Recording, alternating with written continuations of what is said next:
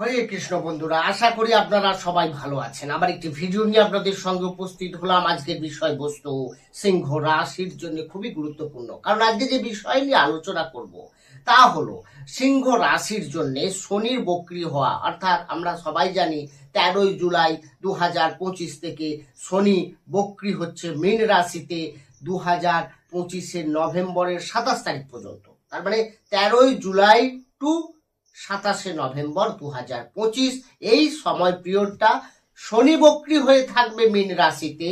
তার জন্য এই বক্রী হওয়ার কারণে, কারণ শনি একটা গুরুত্বপূর্ণ প্ল্যানেট, সে যখন বক্রী হয়ে যাবে, রেট্রোগ্রেড হবে, আপনার রাশি অর্থাৎ সিংহ রাশি তাতে কতটা প্রভাবিত হবে, তার জীবনে কি দারুণ পরিবর্তন আসতে চলেছে না একদম বাধাই, এবং আপনাকে অনেকটা সাবধানে এগোতে হবে, বিস্তারিত আলোচনা করব। তাই বন্ধুরা, যারা সিংহ রাশির জাতক জাতিকা রয়েছেন, মনোযোগ সহকারে ভিডিওটি প্রথম থেকে শেষ অবধি দেখুন। দেখবেন আপনার অনেক প্রশ্নের উত্তর, অনেক সমস্যার সমাধান এই ভিডিও দেখে আপনি পেয়ে যাচ্ছেন। আর যদি ভালো লাগে পারলে চ্যানেলটিকে সাবস্ক্রাইব করে পাশে থাকা বেল আইকনটি প্রেস করতে ভুলবেন না, কারণ এই ধরনের যে ভিডিও তা পরবর্তীকালে নোটিফিকেশনে আপনি পেয়ে যাবেন। আসি আলোচনায়। তার মানে প্রথমে আমরা দেখে নেব এই যে শনি বক্রী হওয়া, রেট্রোগ্রেড হওয়া। তো আপনি এটা আগে আগে জানতে হবে যে শনি কেন বক্রী হয়, বক্রী ব্যাপারটাই বাকি। দেখুন, আমাদের সূর্যকে কেন্দ্র করে বাকি সমস্ত গ্রহ, পৃথিবী সমেত সব গ্রহ তারা কিন্তু পরিক্রমণ করছে। তো পরিক্রমণ করতে করতে হয়তো কোনো কারণে বশত সেই গ্রহ যদি অনেক সময় স্লো হয়ে যায়, তখন বাকি যে আমাদের পৃথিবী তো একইভাবে ঘুরছে, যে যার গতিতে ঘুরছে, তখন আমাদের মনে হতে পারে ওই গ্রহটা পিছন দিকে হাঁটছে। অ্যাকচুয়ালি পিছনে হাঁটে না, গ্রহ স্লো হয়ে যাওয়া। তো এই স্লো যখনই হয়ে যায়, যে রাশিতে হয় সেই রাশি অনুযায়ী আর বাকি রাশিগুলো একটা ইম্প্যাক্ট পড়ে। তো তারই একটা এফেক্ট আমি আগে বিভিন্ন রাশি দিয়ে আলোচনা করেছি। নেক্সট ভিডিও আসবে সব রাশি নিয়ে, 12টা রাশি নিয়ে আলোচনা হবে। এখন যে বিষয় নিয়ে আলোচনা করব সেটা হচ্ছে এই বক্রী হওয়ার কারণে আপনার রাশি অর্থাৎ সিংহ রাশি কতটা এফেক্টেড হচ্ছে। তো বন্ধুরা, শনি বক্রী হচ্ছে কোথায় না অষ্টম ভাবে, আপনার রাশি সাপেক্ষে। তো অষ্টম ভাব কি বিষয়, আমাদের আমাদের এই বিষয়গুলোকে নিয়ে আলোচনা করি। অষ্টম ভাব থেকে কি আলোচনা করি না, অষ্টম ভাব থেকে আমরা ডিপ নলেজ আলোচনা করি। অষ্টম ভাব মানে রোগ ব্যাধি, আপনার আপনার যা যা কিছু সাডেন লস হতে পারে, কোর্ট কাচারি, এইসব একদম অ্যাক্সিডেন্ট, দুর্ঘটনা, মৃত্যুতুল্য কেস, এই ঘরটা থেকে দেখা যায়। তো এখানে শনির মতো একটা ম্যালিফিক প্ল্যানেট সে বসে আছে তো ঠিক, আবার বক্রী হয়ে গেছে। তো শনি আপনারকে না ষষ্ঠ এবং সপ্তম ঘরের অধিপতি। তাহলে প্রথমে দেখবো আপনার যে লাইফ পার্টনার আছে, জীবন সঙ্গী বা সঙ্গিনী যাই ধরুন না কেন, তার হেলথ বা তার সঙ্গে কোনো বিষয় নিয়ে আপনি আর্গুমেন্টে জড়িয়ে পড়তে পারেন এই সময়। তাই সাবধান হতে হবে। এই সময়টা আপনাকে বুঝে কথা বলতে হবে।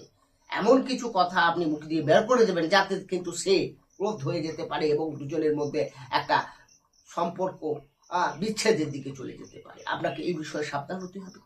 এছাড়া যখনই সপ্তমপতি অষ্টমে যাচ্ছে বক্রী হয়ে, তার মানে আপনার যারা বিজনেস করছেন তাদের ক্ষেত্রেও কিছুটা সাবধান এই সিংহ রাশির ক্ষেত্রে, কারণ অষ্টম ঘর শুভ না। আর অষ্টম রিলেটেড বিষয় কি না, যদি কোনো আপনি ডিপ নলেজ, আপনি কোনো সাডেন এই সময় আর্নিংও করতে পারেন, আবার কিছু লসও হয়ে যেতে পারে, হঠাৎ করে হয়ে যেতে পারে, আপনি বুঝতেই পারবেন না। বা অনেক দিনে প্ল্যানিং করে রেখেছিলেন এমন কিছু কাজ আপনি এই সময়টা সারিয়ে নিতে পারেন, কারণ পুরোনো দিনের কিছু, কারণ ব্যাক মানে সবসময় পূর্বের কিছু জিনিসকে এখন রিওপেন করে দেবে। সেটা ভালো খারাপ দুটো দিকে হতে পারে। এবার শনির দৃষ্টি কোথায় পড়বে, শনির যখনই 8 হাউসে বক্রী হয়ে যাবে, তার মানেই আপনার রাশি হিসেবে দশম ভাবে দৃষ্টি থাকছে। দশম ভাব মানে কর্মের ভাব। তাহলে কর্মের জায়গায় কি হবে, প্রমোশন, কর্মের জায়গায় ইনক্রিমেন্ট। তবে হ্যাঁ, ডিসিশন কিন্তু একটু ভেবে চিন্তে নিতে হবে। বা আগে যদি দেখেন, যদি আপনার কলিগ বা বসের সঙ্গে কোনো বিষয় নিয়ে একটা মত পার্থক্য হয়েছিল বা কোনো বিবাদ তৈরি হয়েছিল, সেই বিবাদ কিন্তু এই সময় মিটতে চলেছে। কোনো প্ল্যানিং থাকলে যেটা আপনি চেপে রেখেছেন এই সময়টা সেটা ফুলফিল হওয়ার সুযোগ আসছে। তো বন্ধুরা, কর্মের ক্ষেত্রে এখানে কিন্তু আপনাকে যথেষ্ট ভালো ফল দিচ্ছে, কারণ আমি বারবার বলি কর্ম ফলদাতা শনি সেখানে বক্রী হচ্ছে কোথায় না অষ্টম ভাবে। তবে অষ্টম ভাব কিন্তু শুভ নয়, সে বিষয়ে কোনো জিনিসকে আপনি তাড়াহুড়ো করে কোনো কিছু পেতে চাইবেন, একটু ধৈর্য ধরতে হবে, একটু সময় দিতে হবে। আগে কি ঘটছে আপনাকে দেখতে হবে, আগে থেকে প্ল্যান করে রাখা কিছু জিনিস এই সময় ফুলফিল হচ্ছে। সেটা ঠিক না বেঠিক সেটা আপনাকে পর্যালোচনা করতে হবে, তবে এগোবে।